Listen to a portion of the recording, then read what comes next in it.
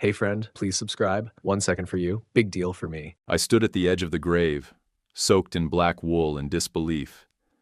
The suit clung to me, tighter than it used to, like it didn't belong anymore, like none of this did. The funeral was too quiet. No jokes, no music, just rain tapping gently against the green canopy like it was afraid to interrupt. Aaron would have hated this. He was the louder twin, always the first to talk, the first to fight, the first to laugh at his own damn jokes. I couldn't picture him going out like this. Low voices, tissue boxes, stiff handshakes. It felt fake, forced. My wife Lauren clutched my hand. Her grip was sharp, borderline painful. I didn't look at her. Couldn't. It didn't feel like comfort. It felt like control. My parents sat right up front, dressed like they were attending a damn shareholders meeting. No red eyes, no tissues, just perfectly ironed clothes and practiced frowns. My dad nodded at the priest like they were closing a deal. My mom adjusted her pearl necklace mid-prayer. The casket started to lower. My throat clenched. My hand reached for my phone without thinking. Years of muscle memory from ignoring boredom or grief. Just one buzz. A text. From Aaron's number. "I'm not dead. That's not me." My heart stopped. I glanced around, quick and sharp, at the trees, at the cars, at the guy holding the umbrella by the hearse. No movement, no eyes on me, just gray skies and the sound of soil hitting wood.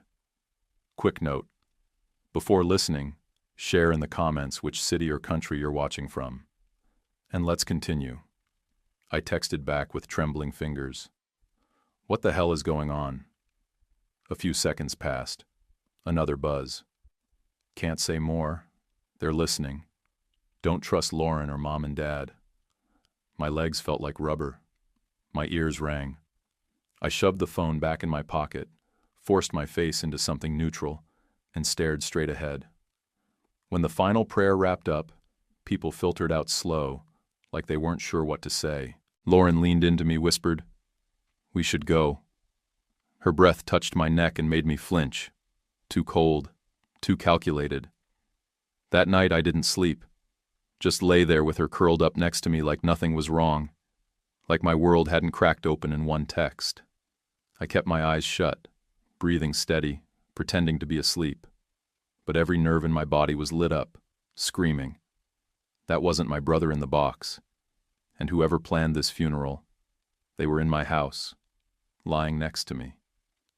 I got out of bed before sunrise. Didn't say a word to Lauren. Just grabbed my keys, threw on a hoodie, and drove 2 towns over to where Aaron lived. A studio above this beat-up tire shop with a busted neon sign that hadn't lit up right since the pandemic. I'd been there a dozen times before. He liked it because it was cheap, quiet, and nobody gave a damn about who came and went. But when I stepped inside, it felt wrong. Like the place had been bleached. No dishes in the sink, no hoodie on the couch. No half-written lyrics on the whiteboard he kept by the bed. His acoustic guitar was gone, his laptop, even his stupid lava lamp. The only things left were a crusty jar of mayonnaise in the fridge, and a single beer. Aaron hated mayo. I mean, he used to gag at the sight of it.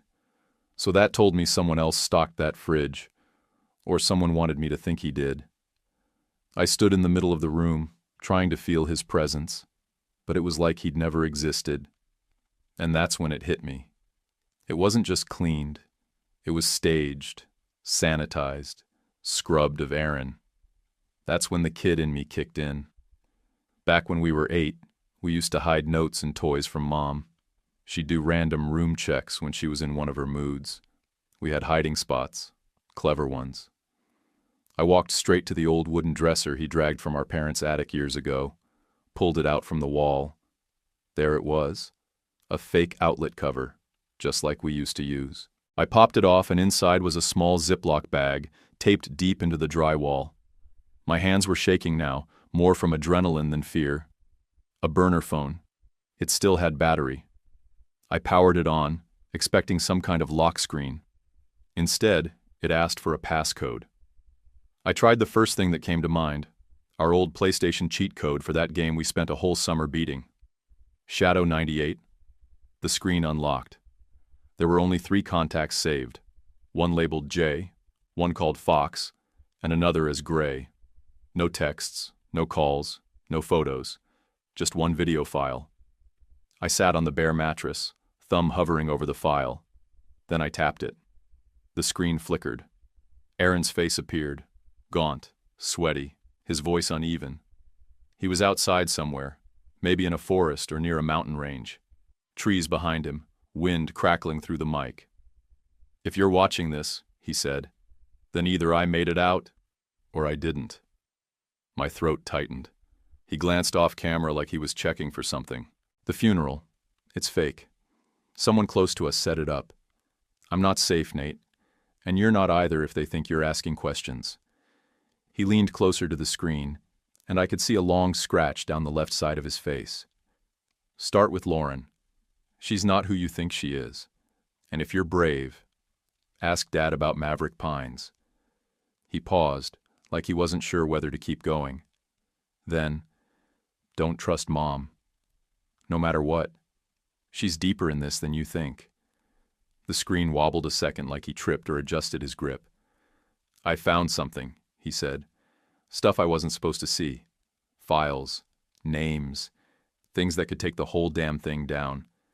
That's why I ran. That's why they want me gone." The video ended there. Just cut off. No goodbye. I sat there, heart pounding like I'd run 10 blocks. I stared at the phone in my hand, trying to absorb what I'd just heard. I wasn't some conspiracy nut. I didn't live on Reddit threads or wear a tinfoil hat. But this wasn't a joke. This wasn't made up. My brother faked his own death to escape something he believed would kill him. And now he wanted me to question my wife. And our parents. My eyes drifted toward the window. I couldn't shake the feeling someone was already watching me. I pressed the phone tight to my chest and sat there another few minutes, breathing heavy, trying to piece it all together. Why was Aaron running from our own family? From Lauren?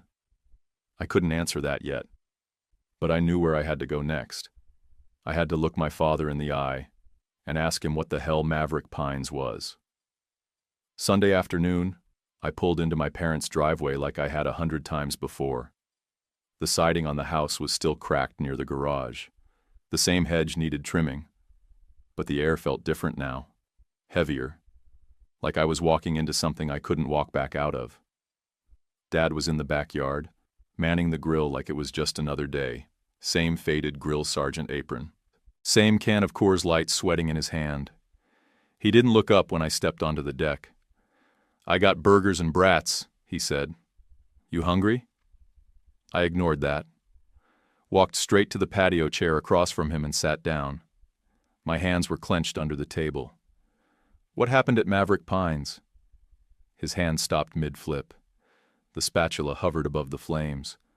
One of the burgers blackened and started to smoke. He didn't notice. He turned his head slow, eyes locked on mine. "Where'd you hear that name?" "Aaron," I said. "He sent me a message. Told me the funeral was a cover. Told me everything leads back there." The grill hissed louder, grease hitting open flame. He didn't move to turn it down. Just stood there, jaw tight, thinking.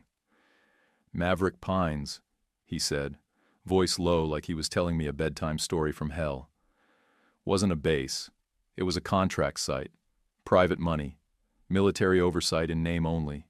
No uniforms. No oversight. He finally turned the heat down and stepped back. "I worked there. Logistics. Intake. Nothing deep, but enough to know what they were doing." "What were they doing?" I asked. He hesitated, like he thought maybe I didn't deserve the truth, or maybe it was too damn late to stop it. "They called it neurological performance enhancement, human testing on memory modulation, sensory acceleration, reflex integration, the works."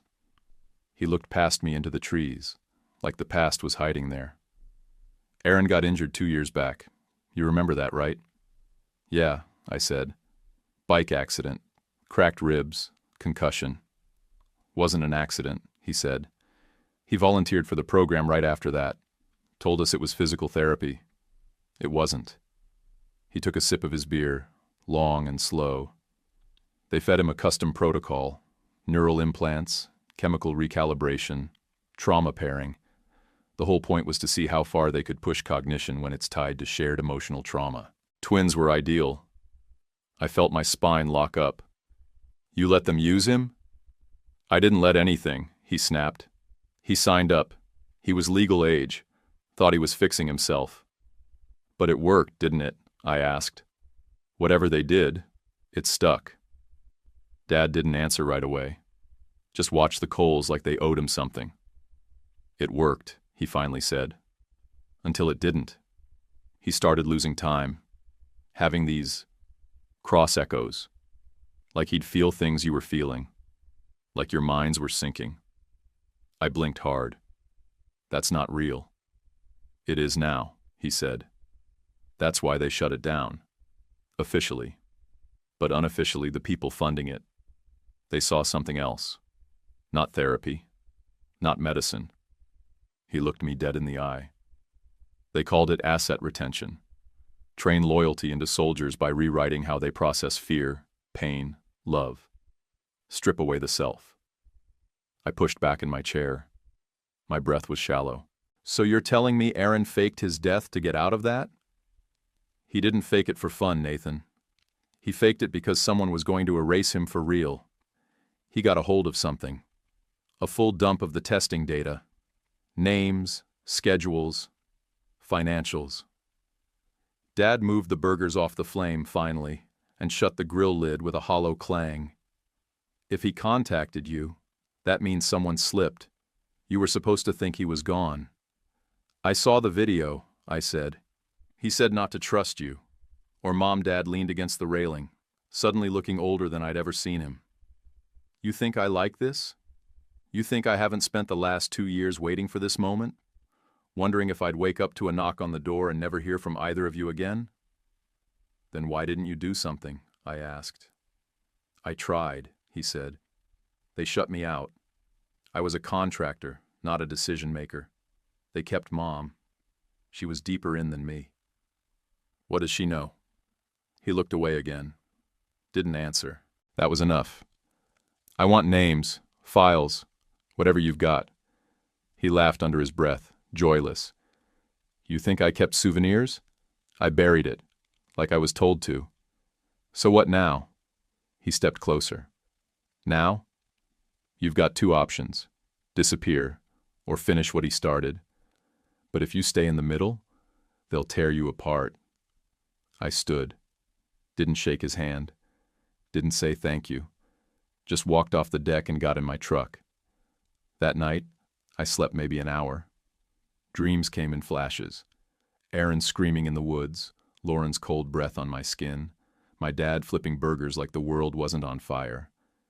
In the morning, I printed everything from the burner phone, packed a duffel, and pointed my truck north. Aaron had one person left who might still love him enough to talk. His ex. I drove 40 miles north with the defrost blasting and my mind barely holding it together. The GPS took me through switchback roads and patches of trees thick enough to swallow headlights. Just past a rusted sign that said, Scenic River Overlook. I found it. A single-level cabin tucked behind a line of fir trees, porch light glowing dim like it hadn't been changed in years. I parked and walked up slow. My hand hovered over the doorbell, but she opened the door before I touched it. Just cracked it an inch. She went pale. You look like him, she said, voice almost a whisper. I nodded once. I'm not. I'm Nate. She stared at me like she was scanning for proof. After a few seconds, she opened the door wider and stepped back. Come in. The smell hit me first. Lavender and printer ink. Inside was warm but tense, like the air had weight.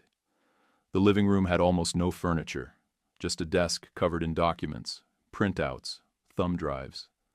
The far wall was plastered with pinned papers, string, names, and maps. It looked like something out of a murder trial.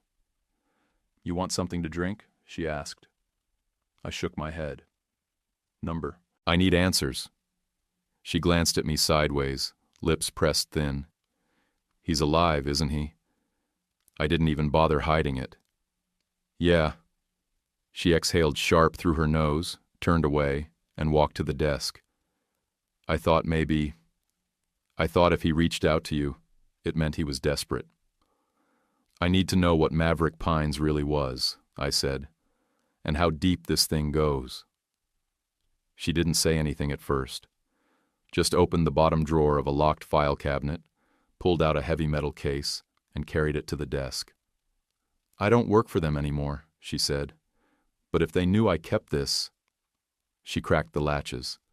Inside were stacks of medical logs, memos with government seals, photos of charts and injection sites. There was one of Aaron, shirtless, hooked up to wires, eyes half-lidded like he wasn't fully there. I was his handler, she said quietly now. They never told him that. We met through a job placement app. Looked random. Wasn't. You were spying on him? I asked, fighting the urge to flip the whole damn table. I was recruited through a shell company, BioTrack Health. My job was to monitor his behavior, record neurological responses, run environmental stressors, emotional triggers, track his reactions, report back. But you fell for him. She looked up fast, jaw clenched. Yeah, I did. Doesn't mean I stopped the work, at first. But I started seeing what it was doing to him. Nosebleeds that came out of nowhere. Whole days missing from his memory. Reflexes that didn't make sense. I walked to the crime board and scanned it. Words jumped out. Behavioral sync, trauma pairing protocol, Stalwart Phase 2. What's Project Stalwart? Her voice was flatter now, robotic almost, like she was trying to distance herself from what she was saying. Stalwart was an off-books human enhancement trial. They thought twins would offer the highest compatibility for neural crossover. Identical DNA, shared development, often shared trauma. The idea was to build stronger soldiers by binding them to another person's emotional core. Keep them from breaking. I stared at the word stalwart on a yellow sticky note. It didn't feel like science fiction anymore. It felt like someone rewrote the rules and didn't care who got crushed under them. So what did they actually do to him? She pulled out a photo of a brain scan. They implanted biofeedback nodes in his parietal lobe, microdoses of neural-enhancing compounds. Environmental stress was key. They wanted to simulate wartime conditions. That's where I came in. I was his calm, then his chaos. You're telling me, I said, stepping closer, that everything he went through, the tests, the memory gaps, the breakdowns, that was planned? She nodded, eyes sharp now. Everything. And your parents were involved. Your mom ran the intake screenings for twin candidates. Your dad handled supply chain and off-site transport. They weren't spectators. They built the system. The room felt like it was tilting. I held onto the back of the desk chair and gritted my teeth. Why him? Why Aaron? He found something he wasn't supposed to. During one of his sync events, he saw another test subject, a child. That wasn't part of his cohort. He started digging, found a directory, cross-referenced locations. Then he stole a drive. I looked at the case. It's in there? She shook her head. He took the original. I only have the index files and proof he accessed it. He told me if he ever vanished, someone would come looking. I narrowed my eyes. And where is he? She turned to her laptop, tapped a few keys, and pulled up a satellite map. Zoomed in on a cluster of state-owned forest. Right there. No roads, no trails. Closest service tower is 5 miles out. He's been moving around. That red dot is the last known ping from his emergency beacon. You tracked him? No, she said. He let me track him. For this exact reason. I stared at the screen. Trees for miles. No signs of life. Nothing. He said if you ever showed up, she continued, it meant they were getting too close, and he was running out of time. I grabbed the printed file from the desk, along with a flash drive she handed me. She walked me to the door, but didn't open it yet. One more thing, she said. Once you go in after him, you don't come out the same. I haven't been the same since the funeral, I said. She nodded once. Then you're ready. I walked out into the night, file in hand, stomach in knots. I had a location now, a target, and a brother waiting in the woods. I parked where the road turned into packed dirt and the trail faded into brush. GPS said I was still 2 miles short of the last ping. I killed the engine and listened. Nothing but trees and the quiet thump of my own heartbeat. I threw the duffel over my shoulder and started walking. No roads, no trail markers, just damp ground and fading light. Branches slapped at my arms. Pine needles crunched under my boots. The deeper I went, the more unnatural it felt, like the woods were holding their breath. No birds, no wind, just stillness. I checked the map twice to make sure I hadn't drifted. Then I saw it. Tucked behind a thick curtain of moss and brush, a slanted wooden shack, barely upright, looked like something left over from a logging crew 50 years ago. I stepped into the clearing, raised my voice, low and steady. Aaron, it's Nate. The silence hung for a beat. Then the door creaked open. He stepped out slow. His face was thinner, eyes hollowed out and sharp. Dirty sweatshirt, mud on his jeans, a long scar down the side of his neck I didn't recognize. You shouldn't have come, he said, voice low but steady. I stared at him. You're alive. He didn't smile, just held the door open. Inside. Now. The shack was smaller than it looked. 1 room, no power. The air smelled like damp wood and gasoline. In the corner was a pile of firewood, a sleeping bag, a battered laptop, and a metal lockbox. I dropped my bag, heart hammering. I know everything, I said. Lauren, Mom, Dad, Olivia, Maverick Pines. Aaron leaned against the wall and crossed his arms. So they cracked. Dad told me you volunteered, that it worked, that they were trying to weaponize you.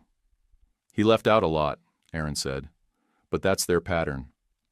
He walked over to the corner and dropped to one knee, flipped open the lockbox and pulled out 3 flash drives, a stack of printed forms, and a thick envelope sealed in red tape. He held up a photo. 2 kids, no older than 10, hooked up to wires, blindfolded. This is what they were doing, not just to me, not just to us. I couldn't look at the picture for long. It felt wrong in my hands, like it burned. I stayed out here until I had everything, he said. They started cleaning up the other subjects.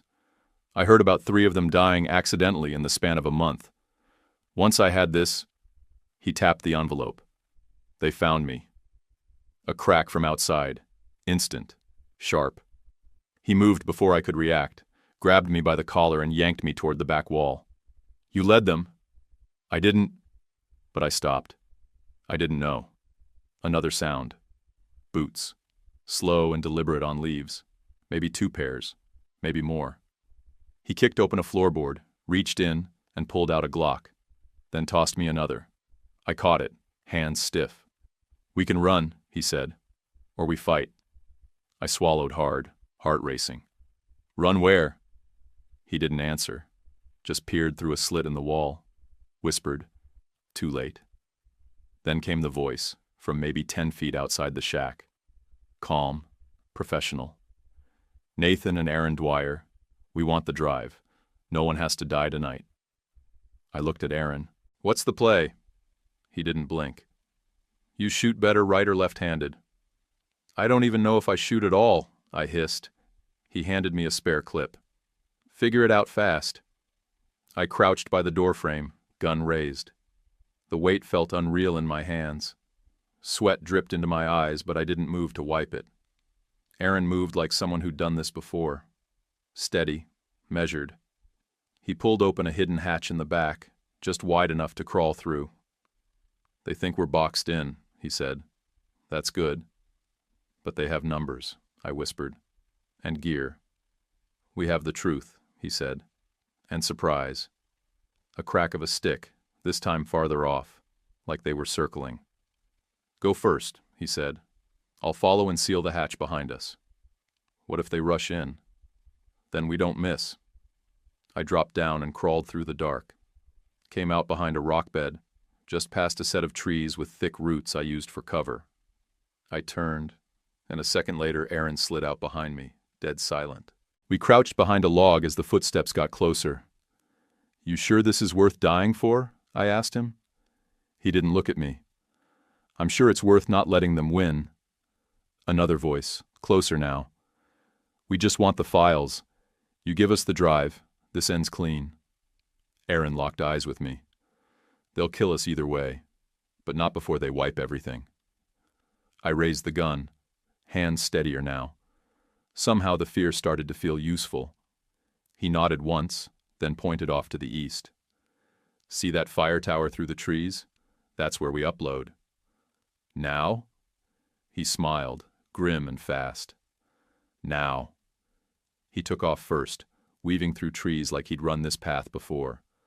I followed, close behind, chest burning, every breath cold. Behind us the shack exploded with noise, doors kicked open, wood splintering, voices shouting. We didn't stop, didn't look back. We had one shot, and nowhere else to run. We sprinted through the brush like hunted animals, branches slapping our arms, leaves slicing across our faces. I heard the soft puff of suppressed shots behind us, not the chaotic pop of random gunfire, but clean, deliberate bursts. They weren't trying to scare us. They were trying to end it. Aaron kept glancing back, counting the distance by ear. 500 yards, he called out. "Watch your footing." I tripped once on a root, slammed my shoulder into a tree, caught myself, and kept going. My lungs burned. My legs felt like concrete. But we didn't stop. The fire tower came into view like a rusted skeleton, all twisted metal and faded red paint, rising above the trees like it was barely holding itself together. It swayed in the wind just enough to make my gut clench. Aaron didn't hesitate. He charged straight to the base, climbed the ladder like he'd done it a dozen times, and disappeared over the edge. I followed, every rung a fight. My palms were slick. The wind howled louder the higher I climbed. When I got to the top, the view was nothing but trees in every direction. No lights, no roads, just wilderness, and the feeling that somewhere down there, death was circling. Aaron was already setting up the rig, signal booster, laptop, flash drive, every move fast, practiced. He didn't explain, didn't need to. I crouched next to him, chest still heaving. "What's in the files?" He didn't look at me, just kept working. "It's not just experiments, it's programming." I frowned. "Like brainwashing?" "Worse," he said. "They tested pairs, mostly twins, tried to force emotional bonds under stress, then broke them apart, over and over, until loyalty wasn't love, it was survival, reflex, obedience without trust. That's what they were doing to us?" He nodded once. "We were supposed to fracture, turn on each other, but we didn't. That made us unstable, dangerous." The laptop beeped. "Upload started," he said. "Now we hold." I peeked over the edge of the platform, gun tight in my grip. Movement near the tree line, fast, low. Someone flanked left. Another shadow moved right. I raised the Glock but held fire. Didn't want to give away our exact angle. "Once it hits the satellite," Aaron said, "it copies to 46 dead drop servers. Can't be traced. Can't be stopped." "Good," I muttered. "Let's make sure we live long enough to see it go through." A branch cracked. Then the ladder shook. Aaron swung his rifle around, eyes locked. Metal clanged. Someone was coming up. We crouched near the opening, waited. Breath held. The metal creaked again. A foot appeared. Aaron fired first, one shot, then another. A scream. A short, sharp one. Then a loud crash. Silence. I exhaled hard, heart pounding in my ears. "Reload," Aaron said. I fumbled with my spare mag, slammed it in, hands shaking but still working. He glanced at the screen. 78%. "More coming?" He looked at me like the question didn't even need asking. We dropped to our stomachs, stayed low. Every second felt like a fuse burning. I saw another figure in the trees, rifle up, scanning. He didn't fire, just waited, like he was calculating. "Why now?" I asked, barely above a whisper. Aaron spoke through clenched teeth. "Because they've been cleaning house for weeks. Every leak, every loose end. Olivia's probably already on a list. You showing up forced their hand. Think she's safe?" He didn't answer, which meant she wasn't. 91%. I wiped sweat from my face with my sleeve. The wind picked up again, rattling the whole tower. We stayed frozen, eyes on the tree line, listening for anything. Nothing came. 98%. I moved closer to the laptop, ready to shield it with my body if I had to. Then, ding. Upload complete. A bright green checkmark blinked on screen. Aaron stared at it. "It's out." The trees went still again. Gunfire stopped. No more movement. It was like they vanished. I waited for another crack of a twig, a footstep, something. But it didn't come. Just silence.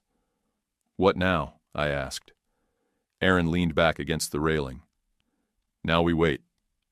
Make sure they're really gone." So we waited. An hour passed. Maybe more. I lost track. When we finally climbed down, the woods were empty. The shack was still standing in the distance. A bird called out once, the first natural sound I'd heard in hours. The truth was free now. But whatever came next, the fallout, the exposure, the reckoning, that was the part we couldn't control. That was the part we'd have to survive. By the time we got back to town, it had already started. Headlines were multiplying like wildfire. Reddit threads, Telegram channels, encrypted blog posts with mirrored documents and timestamps. Someone had grabbed the files and spread them everywhere. It was out of our hands now. That was the point. The full dump hit the internet less than 24 hours after we left the tower. Names, dates, footage, images of children strapped to tables, notes on forced separations, timelines that didn't match up with any public records. Some of the names matched missing persons bulletins from 10, 15 years ago. Most of them, no one remembered. There were photos of twins, not just Aaron and me. Others, some crying, some completely blank. One kid stared straight into the camera with eyes that looked dead inside. I shut the laptop twice, just trying to breathe. My parents' names were on the fourth document. Dad was listed under Asset Logistics and Support. Mom, full signature, medical license number, recorded evaluations, was tagged Psychometric Gatekeeper. Both names appeared over a dozen times. Not side roles, not support staff. They were key. And Lauren? She had a Glint Research ID tag. Full name, assignment log. Her picture next to the word evaluator, bond fracture metrics. She'd been tracking me for years. She called me the morning it hit the major outlets. I let it go to voicemail. Her voice cracked like she'd been crying. "Nate, I didn't want this. You have to believe me. My dad was sick. The money, I didn't think it would go this far. Please, just call me back." I didn't. I played it once, then deleted it and blocked her number. Aaron and I were holed up in a busted motel 200 miles west, near a rest stop that smelled like old coffee and gasoline.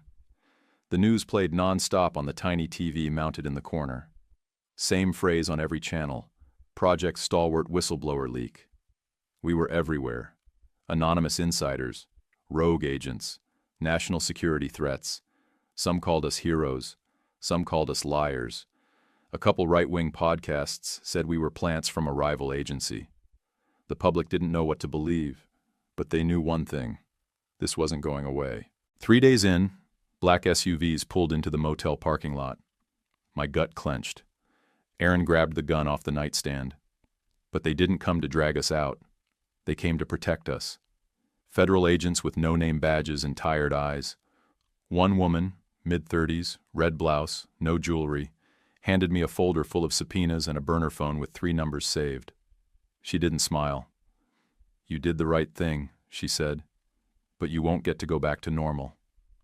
I said nothing, just took the phone and shut the door behind her. Indictments started rolling in that night. Mid-level supervisors, executives at Glint Research, doctors who'd signed off on neurological stress protocols, a colonel listed as a contracted ethics auditor, all of them named in the files, all of them on record.